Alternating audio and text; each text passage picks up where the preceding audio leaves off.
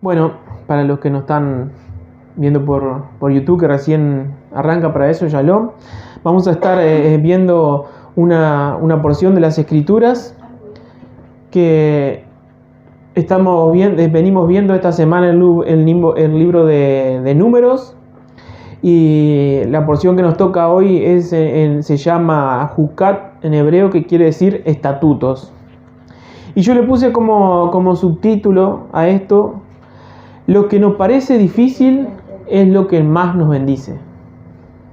¿Por qué digo que parece difícil? Porque en realidad no es difícil lo que Dios nos pide para nuestras vidas. Pero lamentablemente por muchas veces tener unas malas costumbres heredadas a nuestros padres, algunas cosas de las que nos pide Dios son muy difíciles para nosotros, nos parecen muy difíciles. Pero tenemos que entender que todo lo que Dios nos pide no es difícil. Porque si Dios nos pidiera cosas difíciles, sería un Dios malo, ¿no? Lo que Él nos pide, aunque a nosotros nos cueste, son cosas fáciles. Amén.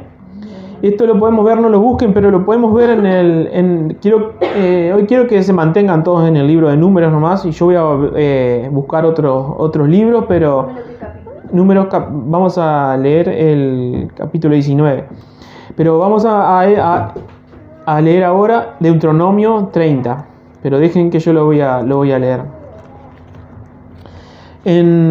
Y hablando de esto, de que lo que Dios nos pide no es difícil.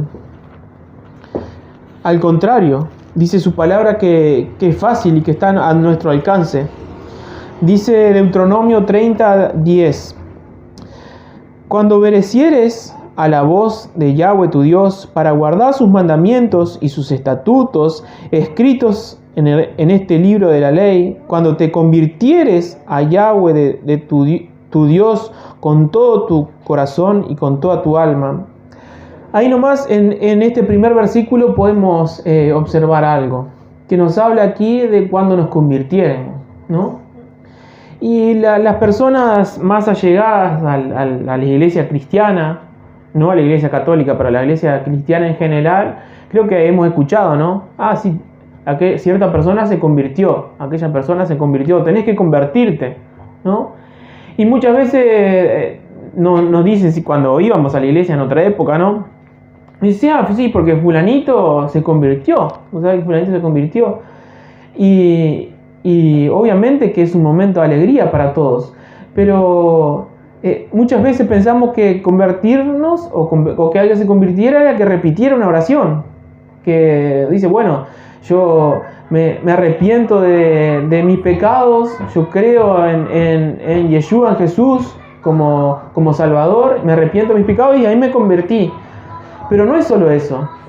La salvación no es solo repetir una oración o decir una oración, me arrepiento, sino que como vemos que dice, cuando te convirtieras a Yahweh tu Dios con todo tu corazón y con toda tu alma, la conversión de nosotros, de las tinieblas a la luz, porque dice la palabra de Dios que todos estamos destituidos de la gloria de Dios. Todos en algún momento pecamos, todos en algún momento nos equivocamos. Y no hay otra forma que sea a través de la fe en Jesús, en Yeshua, para ser salvos. Pero también tiene que haber un cambio en nuestra vida. Nosotros no podemos decir, sí, yo creo en Jesús, yo creo en Yeshua, pero seguir siendo lo mismo, seguir haciendo las mismas cosas. Sino que cuando decimos que creemos, tenemos que cambiar y tenemos que empezar a hacer su voluntad. Y esa palabra de convertirse no se da de un día para otro, sino que es un proceso que a algunas personas le lleva toda la vida esa conversión. ¿Por qué? Porque como dijimos al principio, tenemos malas costumbres y muchas personas le toma mucho tiempo dejar esas malas costumbres. ¿Por qué? Porque hay personas que hace 15, 20 años que tienen malas costumbres. Y vemos que dice aquí, ¿no? Hablando, que dijimos a ver si los mandamientos eran difíciles o no. Vemos que sigue diciendo en el versículo 11: de Deuteronomio 30. Porque este mandamiento que yo te ordeno hoy no es demasiado difícil para ti, ni está lejos, no está en el cielo para que digas, ¿quién subirá por nosotros a los cielos y los traerá y nos hará oír para que cumplamos? Ni está al otro lado del mar para que digas, ¿quién pasará por nosotros al mar para que nos traiga y nos los haga oír a fin de que lo cumplamos? Porque muy cerca de ti está la palabra. La palabra de Dios está muy cerca de nosotros. ¿Qué quiere decir que está cerca? Que es fácil para nosotros cumplirla. Dios no nos pide nada difícil. No nos pide que, como hacen algunos católicos, algunos, que hagamos un sacrificio, que vayamos de rodillas hasta el Padre Pío. No, Dios no, en ningún lado de las Escrituras nos pide eso. No nos pide que agarremos un látigo y nos empiecemos a pegar. No, Él nos pide esas cosas. Como vemos aquí, Él dice que es fácil y que está cerca de nosotros el cumplir la palabra. Dice en el versículo 15, mira, yo he puesto delante de ti hoy la vida y el bien, la muerte y el mal. Está en nosotros el decidir si queremos ir por la vida y el bien o por la muerte y el mal. Me pueden decir, bueno, ¿y cuál es esa vida y el bien, esa muerte y el mal? La obediencia es la vida y el bien, y la desobediencia a la palabra de Dios es la muerte y el mal. Amén. Y dice, porque yo te mando hoy que ames a Yahweh tu Dios y andes en sus caminos y guardes sus mandamientos, sus estatutos, sus decretos, para que vivas y seas multiplicado, y Yahweh tu Dios te bendiga en la tierra a la cual entras para tomarla como posesión. Podemos hacernos la pregunta de, ¿amamos a Dios? Muchos o todas las personas capaz dirían, sí, yo amo a Dios. Pero aquí la palabra nos dice algo. Dice que si amamos a Dios, dice, porque yo te mando hoy que ames a Dios, a Yahweh tu Dios, y que andes en sus mandamientos. O sea que para amar no es un sentimiento para Dios. Amar lo demostramos a través de guardar los mandamientos y la palabra de Dios. Amén. Dice, vamos a seguir leyendo, dice, mas si tu corazón se apartare y no oyere, y te dejares extraviar, y te inclinares a dioses ajenos y les sirvieres, yo os protesto hoy que de cierto pereceréis. No prolongaréis vuestros días sobre la tierra a donde habéis pasado el Jordán, para entrar en ella con posesión. Aquí nos habla de algo muy importante, la idolatría. Dice la palabra de Dios que Dios es un Dios celoso. Él solo admite que a Él se lo reconozca como Dios y que a Él se lo adore. No puede haber otra adoración para Dios. Para Dios no hay de santos, no hay de vírgenes y ni nada. Solo es Él y solo a Él tenemos que pedirle. Amén. Aunque muchas veces, como dije, venimos de una costumbre, si nos criamos como yo, que me crié en la iglesia católica, que nos enseñan otra cosa. Nos enseñan que tenemos que pedirle a María porque es la madre de Jesús, y si bien es la madre de Jesús, es verdad. Y dice, no, la Santísima Virgen. Pero María tuvo más hijos. Después de que nació Jesús, que nació Yeshua, dice en la Escritura que Yeshua tuvo hermanos. ¿Por qué? Porque ella tuvo relaciones con su esposo, con José, y tuvo más hijos, como cualquier matrimonio. Entonces ella dejó de ser virgen. Si bien al momento de concebir a Yeshua fue virgen, después dejó de ser virgen. Entonces ella fue una mujer santa, una mujer escogida por Dios para llevar en su vientre a nuestro Salvador, pero ella no tiene ningún poder, porque dice en las Escrituras que en el cielo está Dios y está Jesús. No está María, y no está San Pedro, San Juan, no, sino que solo ellos están allí, y solo a través de ellos podemos orarle y obtener la salvación. Amén. Y entonces vemos que la palabra no es difícil, por más que a nosotros nos parezca muchas veces difícil, porque hay cosas que, como nunca nos enseñaron, nos agarran de sorpresa y nos parecen difíciles. Y eso vamos a ver ahora en el libro de Números, que les dije que estuvieran allí, en el capítulo 19, que nos habla de algo que para nosotros sería un poco difícil de entender. Por eso dije que el título de esta predicación le puse lo que nos parece difícil es lo que más nos bendice. Dice Números, capítulo 19, versículo 11, vamos a leer. Y dice: el que tocare cadáver de cualquier persona será inmundo 7 días. Ahí vemos algo difícil, ¿no? Para nosotros, para nuestra cultura, para la enseñanza que ¿quién sabía que si cualquier persona toca a un muerto, queda inmundo o queda impurificado? La mayoría no sabía esto, ¿no? Y bueno, aquí lo dice bien clarito, dice: el que tocare cadáver de cualquier persona será inmundo 7 días. O sea que la Biblia aquí nos está enseñando que no tenemos que tocar. ¿Quién no tocó a un muerto?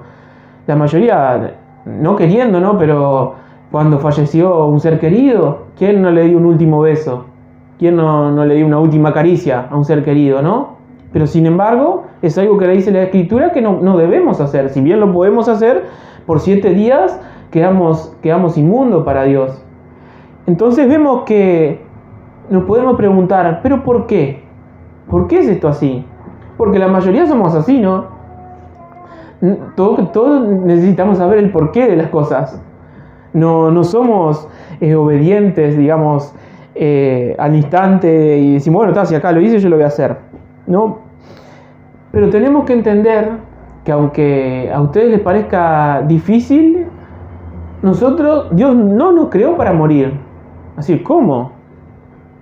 Todas las personas mueren. Sí, por supuesto que todas las personas mueren. Pero Dios, en el principio de la creación, Él no pensó que las personas murieran. Cuando Adán y Eva pecaron, ahí entró la muerte al ser humano. ¿Por qué? Porque dice que la paga del pecado es la muerte. O sea que cuando ellos desobedecieron a la voluntad de Dios, de Yahweh, de los mandamientos, allí entró la muerte. Pero Él nos había creado para que viviéramos para siempre. Entonces, la muerte no la creó Dios, es algo contrario a Dios. Entonces, cuando estamos ante una persona muerta, estamos ante la consecuencia del pecado, ante la consecuencia de las malas acciones que hizo nuestro antepasado Adán y que las seguimos haciendo nosotros, lamentablemente. Entonces, la impureza al tocarlo está en eso, porque Dios es un Dios de vida y la muerte es contraria a la vida. Amén. Entonces, vemos que tenemos que tratar, ahora ya saben, cuando vayan a algún velorio y algún familiar, sé que a veces si es un familiar cercano, si es un tío, un abuelo, un padre, es medio difícil, ¿no? Pero dice la Escritura que tenemos que tratar de no tocarlo. Aunque en otros lugares de la Escritura dice que es mejor ir a un lugar de un velorio que a una fiesta. Me podrán decir, ¿cómo va a ser mejor ir a un velorio que a una fiesta? Dice la Escritura que es mejor ir a un velorio o a un entierro que a una fiesta. ¿Por qué? Porque todos vamos a terminar allí. Entonces, cuando vamos a un lugar de eso, nos ponemos a reflexionar, ¿no? Sabiendo que todos, tarde o temprano, algunos dentro de 2 años, algunos dentro de 10, algunos dentro de 20, pero todos vamos a terminar allí. Y cuando vemos la realidad de la humanidad, porque parece, si le pregunto a los que están aquí presentes, aunque la mayoría son personas mayores, tal vez piensa que nunca le va a llegar, ¿no? O cuando somos jóvenes pensaba, no, falta un montón, ¿no? Y sí, pero cuando éramos jóvenes no le pasó, cuando eran jóvenes decía, falta un montón.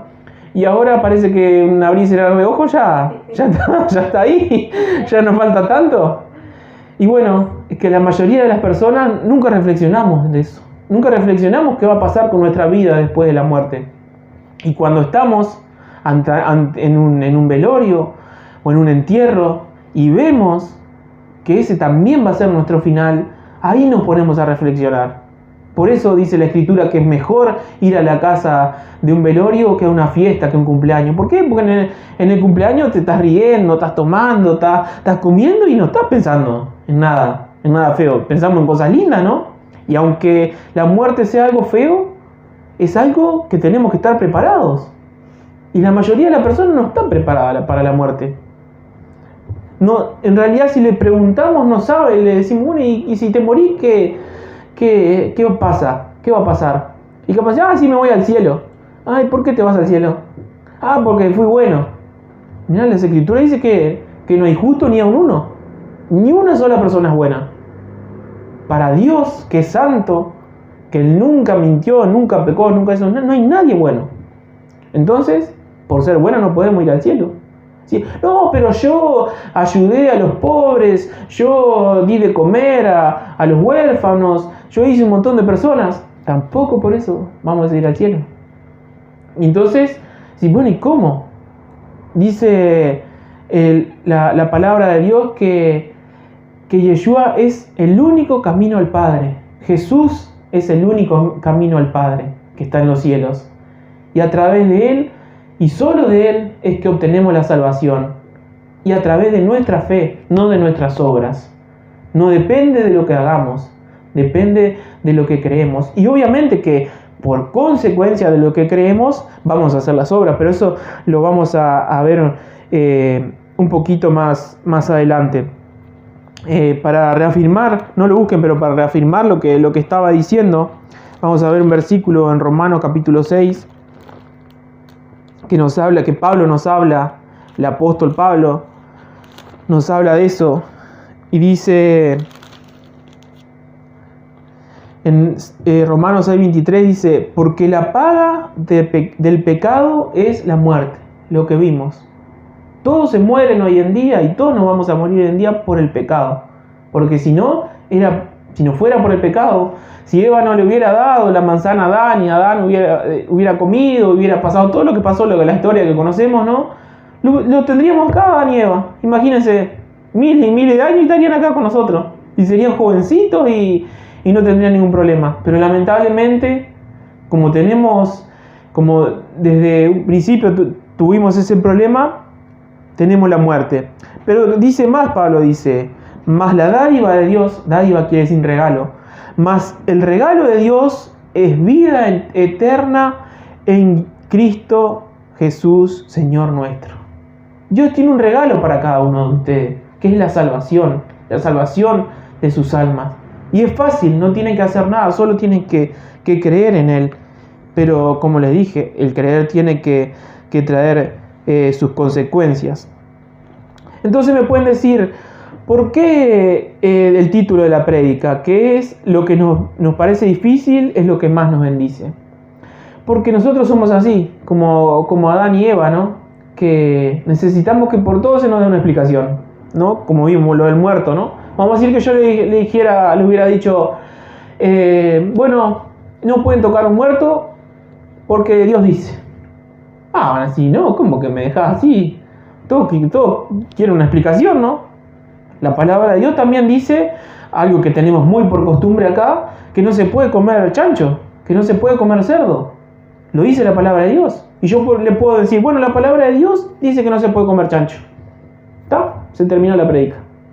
Y ustedes, ¿por qué? Yo quiero saber por qué, ¿no? Y le puedo dar un montón de explicaciones científicas de por qué hace mal a la salud comer el cerdo. Primero que el cerdo come todo lo que se le ponga, toda la porquería, todo lo podrido, el cerdo lo come, ¿no? Después que el cerdo dice que no tiene glándulas sudoríparas, o sea, no suda, no es como nosotros tenemos muchas formas de sacar las impurezas del cuerpo. Nosotros las sacamos a través de la materia y a través del sudor. Cuando estamos sudando, las cosas que el cuerpo no tiene salen por el sudor. Y el cerdo dice que no suda. Entonces no tiene forma de sacar las impurezas del cuerpo. Por algo, no sé si algunas veces, calculo que sí, que habrán hecho cerdo, tiene que ser bien cocinado, ¿no? El cerdo tiene que ser casi, yo una vez me acuerdo que fui hace mucho tiempo a un asado y casi estaba quemado. Digo, no, y me dice, no, el cerdo tiene que ser así. ¿Saben por qué tiene que ser así?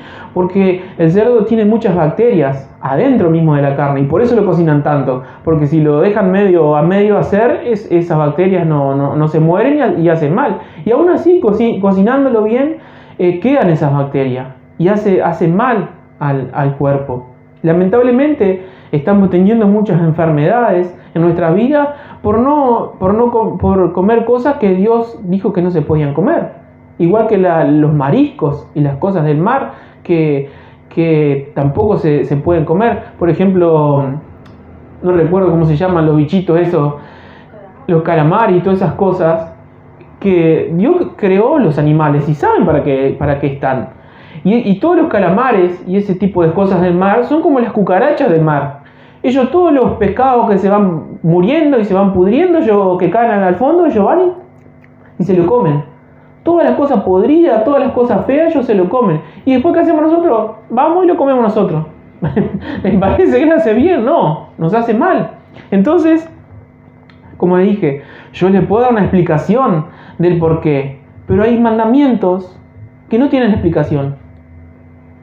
Que por lo menos a nosotros no se nos reveló la explicación del mandamiento. Que Dios dice, tenés que hacer esto y tenés que hacerlo. Y está. Y ojalá tuviéramos la obediencia para poder cumplir las cosas sin tener una explicación.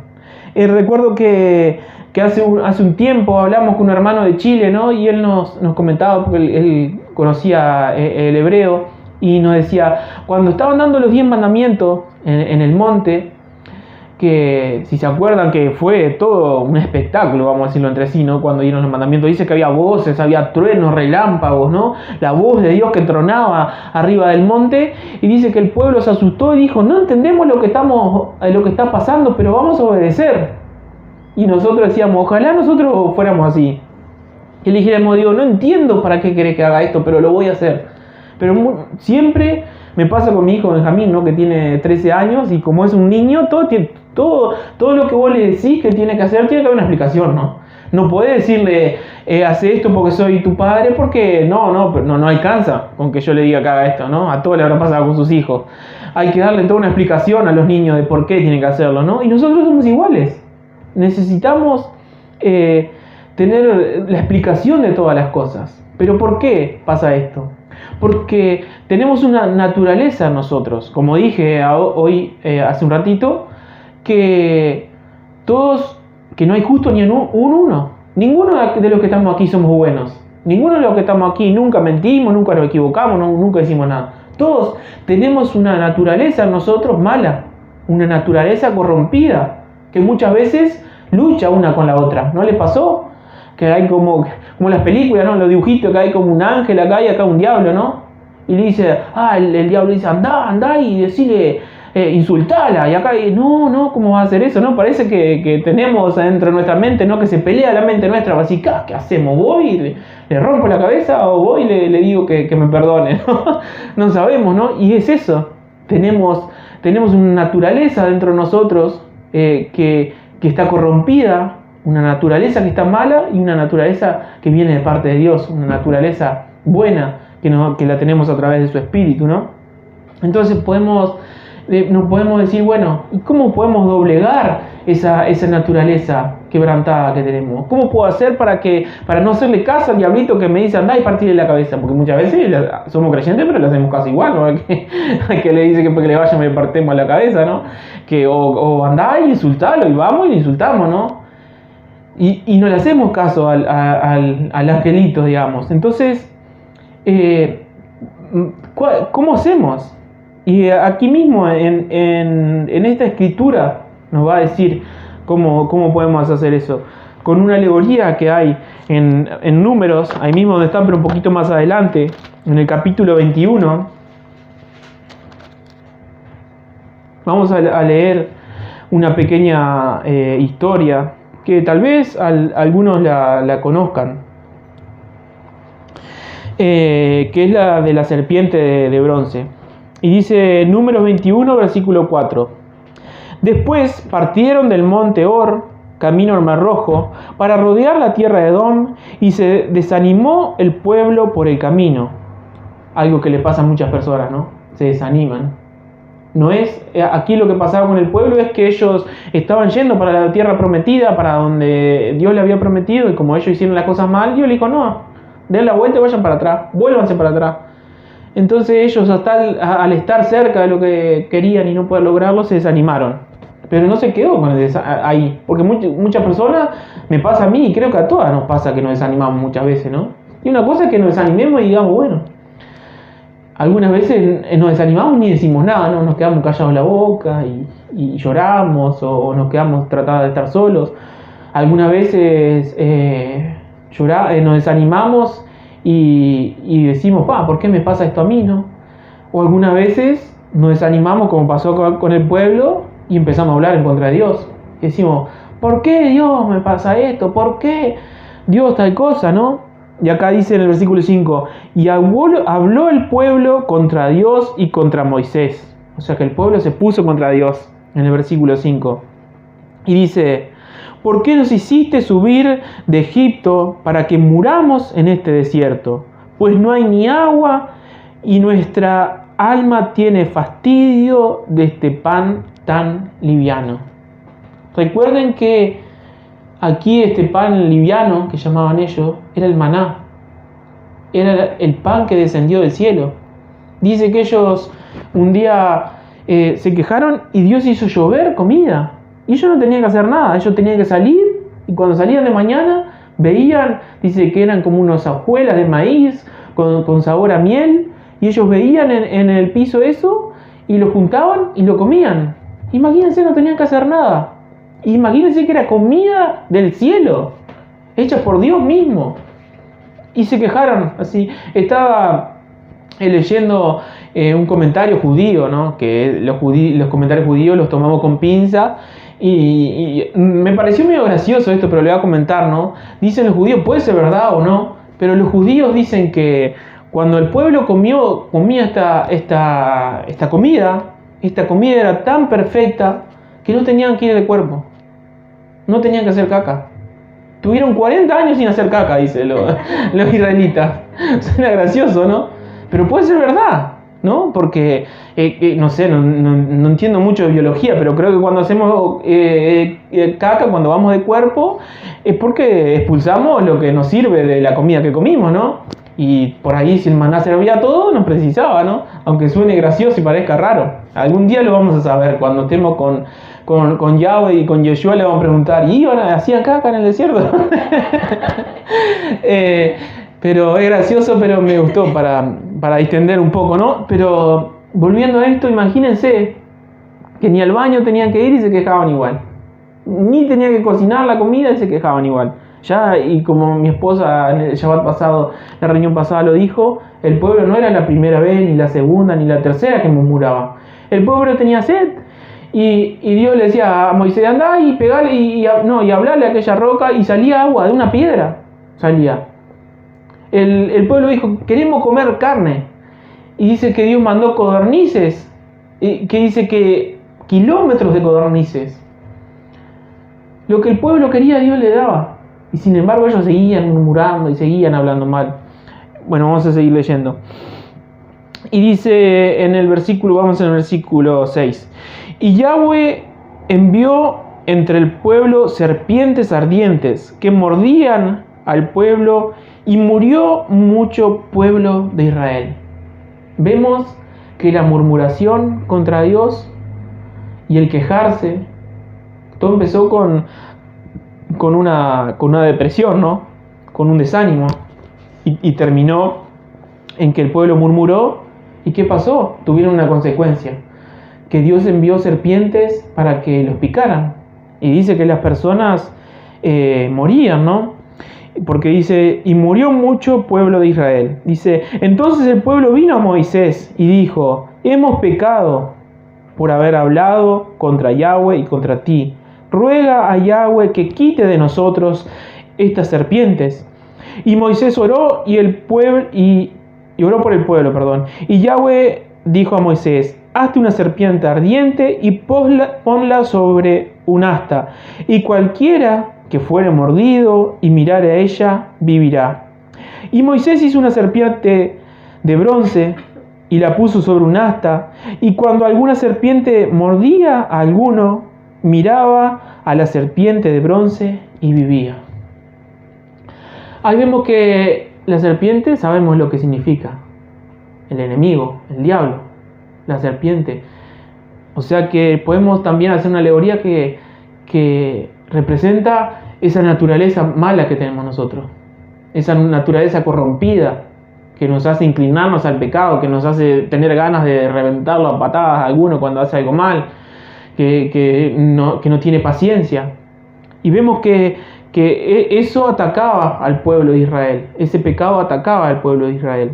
Y me pueden decir, bueno, pero ¿y entonces qué representa esta serpiente de bronce? Sabemos que la Escritura no es para que la tomemos a la ligera y la interpretemos como nosotros queramos, sino que la propia Escritura, ella se interpreta a sí misma. Vamos a leer en Juan, capítulo 3, lo que Yeshua nos dijo sobre esto, sobre esta serpiente de bronce. Juan 3. Ayúdame. Porque Yeshua mismo habló de esta serpiente de bronce, de lo que representaba. Juan 3, capítulo 3, versículo 14. Y dice, estas son palabras de Jesús, ¿no? De Yeshua. Y dice, como Moisés levantó a la serpiente en el desierto, así es necesario que el Hijo del Hombre, que era él mismo, Yeshua mismo era el Hijo del Hombre, sea levantado, para que todo aquel que en él cree no se pierda, mas tenga vida eterna. Esta serpiente de bronce que fue levantada allí en el recinto era Yeshua, era una representación de Yeshua, de Jesús, que iba a ser levantado en una estaca de ejecución para que muriera por nuestros pecados. Amén. Y vemos que sigue diciendo, vamos a leer allí nomás, pero el versículo un poquito más abajo, el versículo 18. Dice, el que cree en él no es condenado, pero el que no cree ya ha sido condenado, porque no ha creído en el nombre del unigénito Hijo de Dios. Y esta es la condenación, que la luz vino al mundo, y los hombres amaron más las tinieblas que la luz, porque sus obras eran malas. Porque todo aquel que hace lo malo aborrece la luz, y no viene a la luz para que sus obras sean reprendidas. Mas el que practica la verdad viene a la luz para que sea manifestado que sus obras son hechas en Dios. Amén. La forma que tenemos para dejar de lado esa naturaleza corrompida, ese mal, es acudir a Yeshua, pedirle perdón por nuestros pecados, pedirle perdón por lo que le hemos fallado, pedirle perdón por lo que hemos hecho mal en nuestras vidas, arrepentirnos, que quiere decir caminar en sentido contrario, porque todas nuestras vidas caminamos en este camino, y cuando nos arrepentimos volvemos en el sentido contrario al camino de Dios. ¿Para qué? Para que sean limpiados nuestros pecados, dice aquí. Pero ¿qué pasa? Que lamentablemente muchas personas, como dicen aquí, ya están en condenación. Dice, y esta es la condenación, que la luz vino al mundo. ¿Quién es la luz? Yeshua. Dice, y los hombres amaron más las tinieblas que la luz. Muchas personas no van a Yeshua, no van a Jesús porque aman lo malo. Aman las cosas malas. Y no les digo cosas malas como, no, porque aman matar o aman robar. No, aman cosas mucho más insignificantes, pero que para Dios están mal.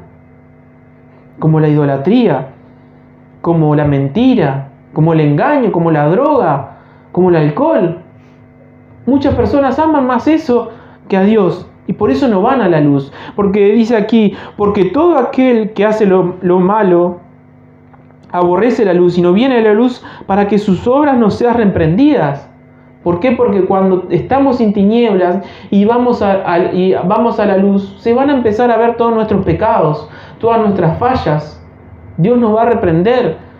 Va a decir, bueno, vos tenés que cambiar en esto. Como dijimos, ¿no? Que la salvación, que el convertirse es un proceso. Cuando nosotros empezamos ese camino, porque dije hoy que hablaba de cuando en muchas iglesias dice, bueno, pasá al frente y repetí conmigo esta oración, ¿no? Y dicen, bueno, repetí, me arrepiento de mis pecados, creo en Jesús como Señor y Salvador, que está bien. Pero eso puede ser un primer paso, pero no es la salvación. ¿Cuántas veces pasaron que, por ejemplo, en una campaña, en una gran campaña de grandes evangelistas, dice, sí, se convirtieron 10.000 personas. Y van un año después o 6 meses después, y esas 10.000 personas, y se quedaron 100. ¿Por qué? Porque no es solo repetir una oración, no es solo decir, me arrepiento de mi pecado y creo en Jesús como mi Salvador, no es solo eso. Recuerdo que hace un tiempo atrás, le voy a contar una anécdota, con mi esposa estamos haciendo una campaña al aire libre, ¿no? Y unos pastores conocidos nos acompañaron. Entonces teníamos que ir en un barrio de acá, en un pequeño barrio de acá. Y dice nuestros pastores que era una iglesia pentecostal ellos, ¿no? Dice, bueno, vamos a empezar a invitar a la gente, ¿no? Para esta campaña. Dice, y bueno, como ellos tenían más experiencia en eso, porque nosotros era la primera vez que hacíamos una campaña al aire libre, ¿no? Que predicamos al aire libre, lo dejamos que ellos vayan, ¿no? Y de repente salió una señora, ¿no? Y se veía, ya una señora de unos 50 y pico de años, ¿no? Se veía la tristeza en la cara de ella, ¿no? Y la pastora muy, muy hábil, ¿no? Le dice, porque somos una iglesia que te queremos invitar, no sé qué. Dice que vamos la próxima semana vamos a estar en una campaña. Dice, te queremos invitar a que vayas. Sí, yo voy a ir, no sé qué. Dice, ¿vos conocés a Jesús? No, yo soy católica. Bueno, dice, y empezó, no, dice, lo que pasa que estoy mal porque hace un corto tiempo perdí a mi esposo, dice, y me siento sola, y un montón de cosas, ¿no? Y dice, bueno, dice la pastora, dice, vamos a orar. Dice, vamos a orar. Y empezó a orar, dice, repetí conmigo. Jesús, me arrepiento de mis pecados, te acepto como Salvador, no sé qué. Y tú, bueno, un abrazo ahí, contento. Dice, ya sos salva, le dice. Y a la próxima semana, ¿qué pasó? Esta señora ni estaba enfrente, ¿no? O sea, la campaña la hicimos cruzando enfrente a la casa de ella. Ella tenía que cruzar la calle nomás. ¿Qué pasó? A la otra semana ni apareció. ¿Y quién sabe qué fue de la vida de ella? ¿Qué hizo? Tal vez ese fue un primer paso, tal vez no sirvió para nada. Pero no podemos decir que después de tan solo una oración somos salvos, sino que es un proceso, es un dejar de cosas atrás, es un cambiar nuestras mentes, dejar de lado la idolatría, dejar de lado la mentira, dejar de lado el pecado y empezar a caminar en los caminos de Dios. Amén. Pero tenemos que pedirle a Yeshua, a Jesús, que nos dé la fuerza para empezar por ese camino y no apartarnos. Amén. Que Él, que está en control de todo, mande a su Santo Espíritu para que nos dé fuerza para salir de las tinieblas a su luz admirable, dice la palabra. Y que podamos empezar a vivir una vida en luz, en gloria. Que esa vida pueda empezar a afectar a los que nos rodean. Porque si estamos en tinieblas, si nosotros estamos en oscuridad, no podemos alumbrar a nadie. Alumbra el que tiene luz. Y el que tiene luz alumbra para decirle a las personas que están a nuestro alrededor, mira que hay un Dios que te salva. Mira que hay un Dios que te saca la depresión. Mira que hay un Dios que puede salvar tu vida. Hay un Dios que te puede sanar de toda enfermedad. Y ahí de esa manera vamos a empezar a caminar en el camino. Y no le voy a decir que ese camino va a ser fácil. No le voy a decir que ese camino va a ser de rosa. Vamos a tener muchas luchas y muchas pruebas. Pero tomados de la mano de Dios y estando bajo sus alas, vamos a poder llegar al momento de como dijo, lo tenía aquí pero no lo leí, pero lo quiero leer, no lo busquen. Pero las palabras de Pablo cuando ya estaba llegando al fin de su vida, que con estas palabras vemos que la salvación es un proceso que toma su tiempo y como dije, a algunos le toma toda la vida. Ya imagínense lo que era el apóstol Pablo, ¿no? Y él dijo ya cuando estaba por terminar su vida, dice, he peleado la buena batalla, he acabado la carrera, he guardado la fe. Eso dijo el apóstol Pablo. Y pidámosle a Dios que cuando nosotros estemos por terminar nuestras vidas también podamos decir eso, que hemos peleado la buena batalla de la fe, que hemos ganado la carrera y que no nos hemos perdido por el camino, sino que aunque hasta el día de nuestra partida tal vez alguno va a estar batallando con algún pecado, con algún problema, pero que estemos batallando y que podamos triunfar. Amén.